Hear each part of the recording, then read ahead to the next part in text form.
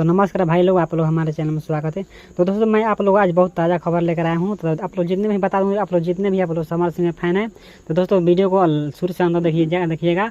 समर सिंह ने करने जा रहे हैं शादी, जो कि आप लोग सगाई समर सिंह ने कर ली है। आप लोग उनका सगाई का वीडियो आप लोग स्क्रीन पर देख सकते हैं और जल्द ही करने वाले हैं शादी। तो दोस्तों आप लोग समर सिंह फैन हैं तो वीडियो को शुरू से अंदर देखिएगा और वीडियो को लाइक कीजिएगा और सब्सक्राइब कीजिएगा और शेयर कीजिएगा, क्योंकि ऐसे अच्छे न्यूज़, पवन सिंह के न्यूज़, समर सिंह के न्यूज़, यानी भोजपुरी के बड़े बड़े स्टार का ऐसे न्यूज़ मैं लाता रहता हूँ। तो इनके बारे में पूरी जानकारी बताने वाला हूँ, तो वीडियो को अंत तक देखिएगा और इनके पूरे सगाई के आप लोग वीडियो दिखाने वाला हूँ।